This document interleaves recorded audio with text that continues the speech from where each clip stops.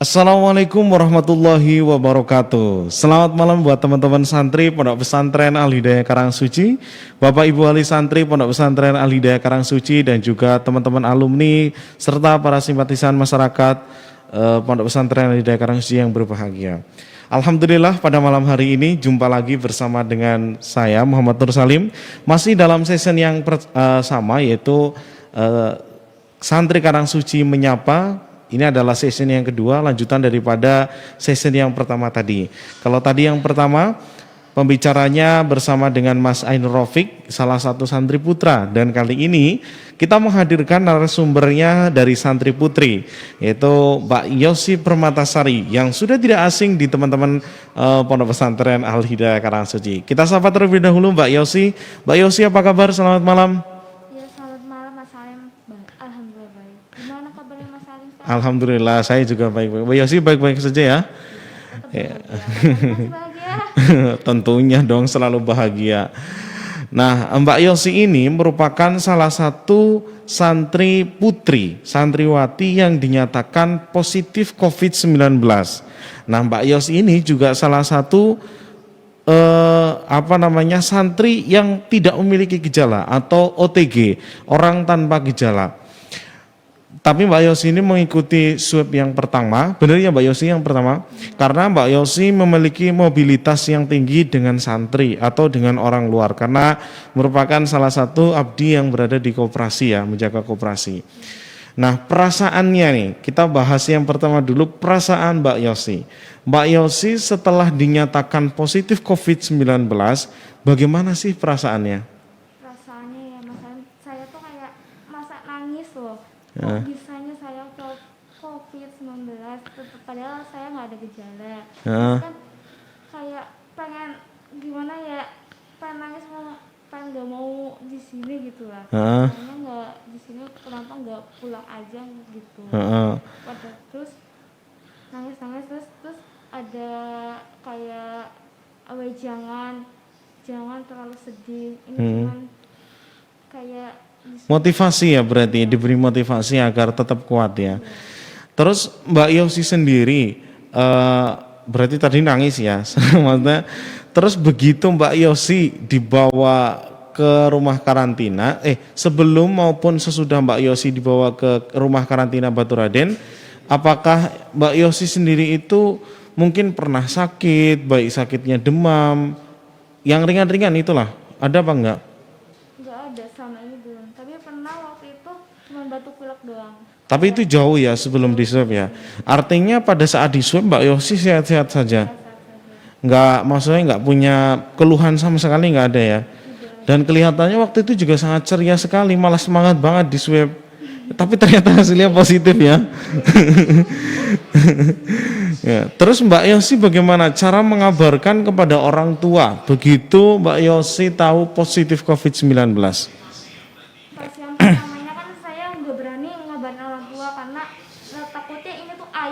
Karena kalau misalkan kena COVID itu bakalan dijauhkan dari keluarga.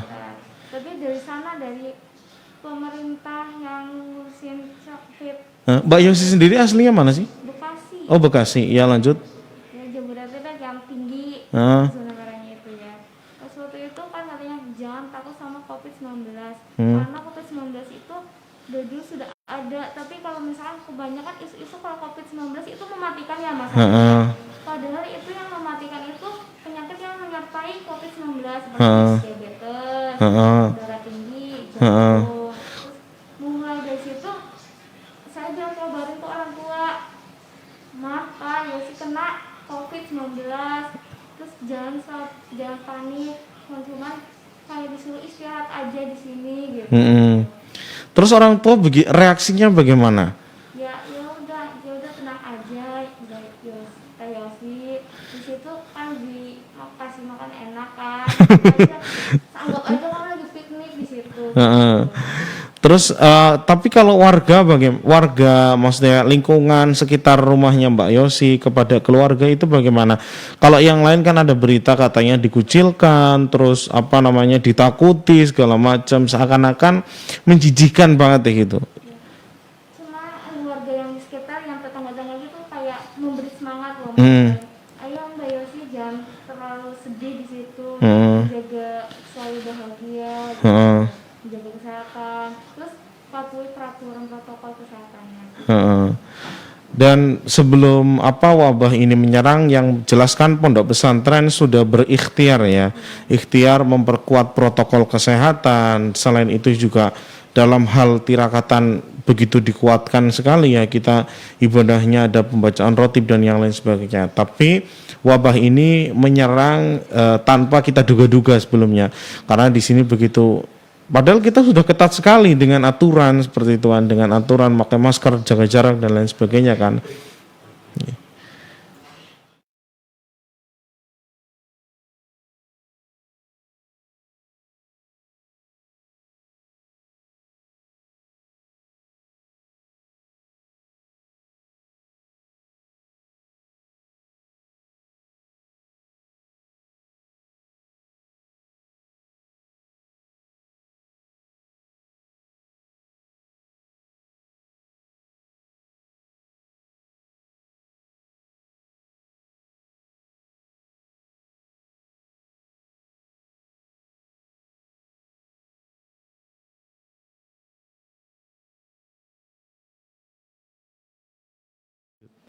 Ntar dulu. Ya, terus berarti Mbak Yosi sendiri di lingkup, artinya masyarakat sekitar rumahnya Mbak Yosi itu memberikan support ya kepada kedua orang tua. Nah, terus Mbak Yosi, kegiatan-kegiatan selama di karantina itu apa saja? Kayak pagi kemungkinan kita sholat subuh ya pastinya. Terus habis itu kita jam 6:30 tuh disuruh pada dikumpul di lapangan, disuruh senam. Habis disuruh senam kita disuruh ambil makan. Diambil makan, habis makan tuh kayak habis di jeda gitu jam 8:30-an itu kita punya jadwal sendiri ya. Alhamdulillah di rumah karantina tuh kita bisa sholat duha gitu, membaca hisib gitu. Habis itu jam 9 tuh kita turun kayak berjemur.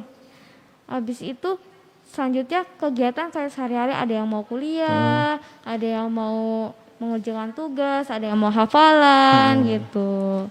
Berarti kegiatan yang biasa dilaksanakan di pondok pesantren tetap berjalan seperti biasa ya? Iya, tetap. Artinya COVID bukan halangan untuk kita terus meningkatkan imunitas dan iman kita kan, seperti itu.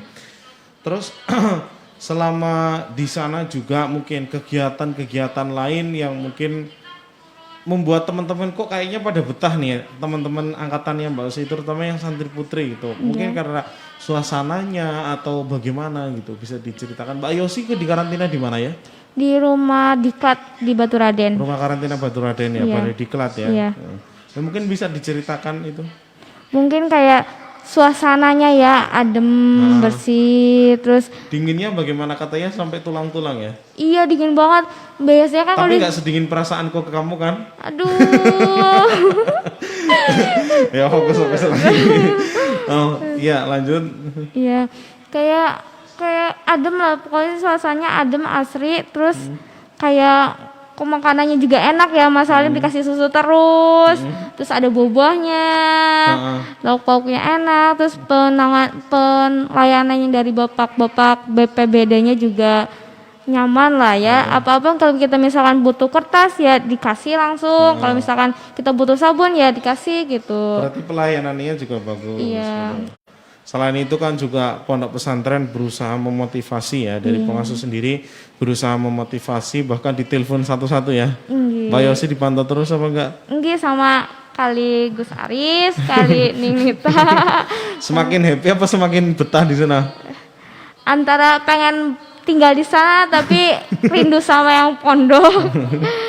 Tapi kalau diberi dua pilihan Mbak Yosi, milih makan tempe tapi negatif COVID, apa milih makan ayam tapi positif COVID? Makan tempe. Kenapa? Karena di pondok itu kebersamaannya lebih berasa loh Mas Salim, kayak kebahagiaannya. Kalau di sana kayak gimana ya, kurang, kayak kita jaga jarak juga, terus kurang enak lah pokoknya. Berarti pilih makan tempe tapi negatif COVID ya? Terus makanan-makanannya kan di sana juga bergizi-bergizi ya. Iya. Ada susu, ada apa gitu. Terus suasananya dingin. Iya. Terus nah setelah itu kan Mbak Yosi di sana diswab berapa kali? Dari pondok 1 berarti di sana 2 kali. 2 kali diswab. Lewat tenggorokan apa lewat hidung? Tenggorokan dengan hidung. Dua-duanya. Iya. Sakit nggak lewat hidung? Kiri kayak kesenggerak apa ya? Kayak barang masuk sampai ke dalam. Kayak gitu. Iya. Terus tarik lagi. Iya, kayak pakai Mas Lain tahu korek kuping? Iya. Cotton bud itu dimasukin itu gede banget. Tapi terus berarti yang tiga kali sama di pondok ya? Iya. Mbak Yosi ini merupakan salah satu yang OTG dari pondok pesantren, tapi dia ikut gelombang yang pertama. Kenapa? Karena ikutkan gelombang pertama karena dia punya mobilitas tinggi. Karena dia menjaga di koperasi, setiap hari ketemu dengan santri yang banyak dan juga bertemu dengan kadang yang antar jajan gitu ya, antar sales gitu. Tapi nggak setiap hari juga sih, cuman dia selama beberapa bulan yang melayani seperti itu. Nah, terus Mbak Yosi begitu tahu Mbak Yosi dinyatakan negatif COVID-19, bagaimana perasaannya? Gembira atau malah sedih atau bagaimana? Pertamanya sedih banget Mas Salim. Pertamanya sedih banget ya Mas Salim. Kayak pengen apa-apa kayak isu-isu di rumah, di berita-berita kayak di karantina lah, cuman dipasung kayak orang dipasung gitu lah. Begitu tahu negatif. Kalau begitu negatif ya seneng banget udah bisa balik ke pondok ya Mas Salim. Udah bisa berkumpul. Jadi pengen kayak cepet-cepet ngaji loh. Maksudnya kayak waktu yang dulu pernah berkumpul di pas ngajian lalaran gitu. Terus ada acara-acara juga kayak selawatan, kita pengen kayak gitu juga. Kalau di sana selawatan tapi dengan alat seadanya ya. Iya. Dan juga teman-teman yang nggak ada bintang tamunya gitu. Iya. Kalau di sini kan biasanya ada Syubhanul Muslimin ya Mas. Ada Mas Kiki, ada Gus Ijun. Iya. Fansnya ya Mbak Yosi ya. Terutama Mas Salim lah fans saya. Fans club. Dan berarti setelah dinyatakan negatif Mbak Yosi begitu senangnya. Nah pertanyaannya, setelah tahu negatif Mbak Yosi kan senang. Terus kan kalau tadi kan mengabarkan kepada orang tua kalau positif. Iya. Sekarang mengabarkan orang tua kalau negatif itu setelah setelah Mbak Yosi dinyatakan negatif itu langsung atau keesokan harinya? Keesokan harinya Mas Salim, soalnya pas pengumumannya tuh agak siangan ya. Karena kalau siangan lagi kerja orang tua. Kalau misalnya malam waktunya orang tua istirahat ya Mas Salim. Jadi saya memberikannya ke pas pagi-pagi, pas habis adzan subuh gitu. Berarti keesokan harinya, berarti udah di pondok ngabarinya? Iya. Mbak Yosi ngomong-ngomong di karantina di sana berapa lama? 2 minggu lebih 4 hari apa ya? Iya di sana. 2 mingguan ya, ada 2 mingguan, 2 mingguan lebih ya. Lama juga ya di setengah bulan di sana. Bahkan ada teman-teman yang sampai saat ini masih di sana. Masih di sana ya, yang seangkatan Mbak Yosi agak lama. Ya semoga cepat balik pondok dan juga kita bisa beraktivitas seperti biasa. Nah sekarang Mbak Yosi, setelah Mbak Yosi pulang ke pondok, bagaimana kegiatan, mungkin bisa diceritakan kepada teman-teman, bagaimana kegiatan-kegiatan yang ada di pondok itu, karena kan ada isu di luaran sana bahwa ada santri Al-Hidayah begitu dipulangkan malah kena positif lagi gitu, positif padahal kan di sini nggak ada ya. Itu bisa dibenarkan biar orang-orang yang di luaran sana juga tahu gitu, bahwa di pondok kita udah biasa happy aja seperti sebelumnya gitu. Iya di pondok ya jangan pada takut lah yang di sana, di luar kita di pondok kita bersenang-senang ya. Kita berikhtiar semoga kembali ke semula lagi. Terus kita juga di sini senang-senang kok, nggak ada panik kalau kita udah pernah positif gitu. Terus kegiatan di pondoknya? Kegiatan di pondok kayak abis subuhan kita baca kayak deres Al-Quran, baca hisib yang diamanai sama ini dalam Al-Falaq. Terus habis itu ada pengajian juga dari masjid.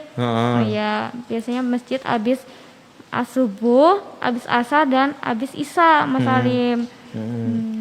Berarti Mbak Yosi sekarang sudah balik ke pondok, artinya biarpun karena kan ada yang harusnya dipulangkan apa segala macam gitu. Artinya ya memang seharusnya malah harus balik ke pondok juga ya. Dan juga malah pulang ke rumah itu juga bukan jaminan nanti terus sehat di rumah gitu.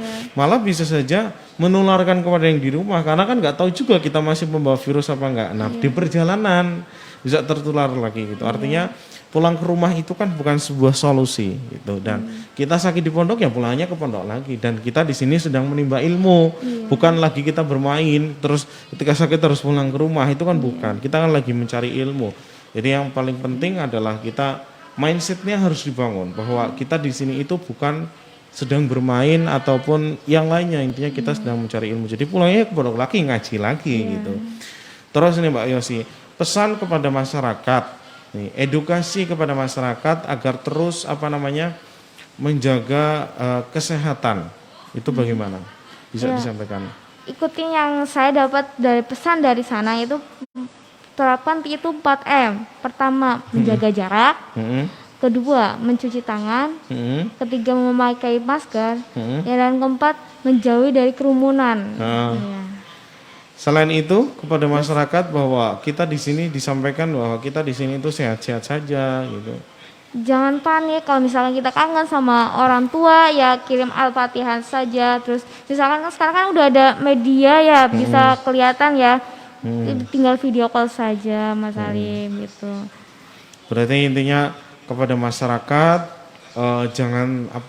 jangan panik dan jangan takut bahwa COVID ini bukan penyakit yang menakutkan. Seperti cerita-cerita dahulu di Wuhan itu kan ketika orang yang terkena positif COVID-19 dia langsung bisa meninggal dunia di tempat atau pingsan atau dan lain sebagainya. Tapi yang hari ini terjadi di Indonesia dan terutama di kita hari ini, penyakit COVID itu ya sebenarnya biasa-biasa saja. Malah mungkin ketika masyarakat itu mau diswab semuanya gitu, mungkin juga banyak juga sekali OTG karena buktinya kita di sini itu tidak pernah keluar, tapi kita bisa tertular juga entah dari mana, ternyata dari udara, dari apa segala macam lah intinya. Jadi bahwa yang harusnya takut, stigma yang harus dibangun adalah yang kita takutkan adalah kita kepada masyarakat. Kenapa? Karena kita sudah diswab, sedangkan sana belum diswab gitu. Artinya kan kita sudah tahu hasilnya kita. Kalau kita itu negatif COVID. Nah, yang paling penting adalah jauhi penyakitnya, bukan orangnya. Seperti itu ya. Karena kan kayak seperti mengucilkan di masyarakat dan yang sebagainya itu kan menurut saya itu terlalu berlebihan. Benar nggak? Benar Mas. Ya, artinya biasa-biasa saja ya. Mbak Yosi saja sebagai penderita atau orang yang dinyatakan positif COVID-19, dia tidak punya gejala sama sekali. Dan juga malah happy-happy aja kelihatannya, tidak pernah bersedih ya. Hanya bersedih kenapa kok bisa dinyatakan positif COVID padahal saya sehat-sehat saja, seperti itu ya. Artinya tidak usah berlebihan dalam menyikapi, panik boleh tapi jangan berlebihan. Terus pesan kepada wali santri nih. Mbak Yosi pesan apa kepada Bapak Ibu wali santri? Ini kan pada takut, ada yang sampai orang tuanya pingsan, terus sakit memikirkan karena anaknya positif COVID-19. Mungkin Mbak Yosi punya pesan kepada Bapak Ibu wali santri yang ada di rumah. Yang buat bapak sama ibu ya yang di rumah jangan panik, jangan takut. Kalau anak nggak bakal mati, anak saya ya misalnya dikembalikan, anak saya kena COVID takutnya mati gitu ya, meninggal. Padahal enggak, yang meninggal itu cuma penyakit penyertanya saja. Terutama kalau misalkan orang tua menangis itu, kalau orang tua pengen kayak takut gimana ya, Al-Fatihah aja, ke anak-anaknya pada lagi menimba ilmu. Karena kan juga dukungan daripada orang tua itu berpengaruh kepada anaknya. Malah kadang di sini itu ada kasusnya juga, malah anaknya sakit itu bukan karena dirinya sakit, tapi karena sakit memikirkan orang tuanya. Akhirnya saking berpikiran pikirannya berlebihan, akhirnya dia ikut-ikutan sakit. Padahal jadi orang tua itu juga penting memberikan motivasi kepada anak, tidak perlu nangis apa segala macam. Karena di sini sebenarnya biasa-biasa saja kan seperti itu. Terus yang penting kepada masyarakat, kepada Bapak Ibu wali santri, terus mencuci tangan, memakai masker, menjauhi kerumunan dan menjaga jarak. Tadi pesannya masih gitu ya. Betul. Dan kepada teman-teman yang yang dari awal dinyatakan negatif COVID-19, kalian harus bersyukur, harus senantiasa meningkatkan imunitas tubuh kita, dan juga jangan lupa kita tingkatkan iman kita. Insya Allah ketika imun dan iman kita kuat, semua akan aman. Seperti itu Mbak Yasi? Iya benar. Ya. Mungkin bincang malam sesi yang kedua ini kita cukupkan. Terima kasih atas perhatian teman-teman semua.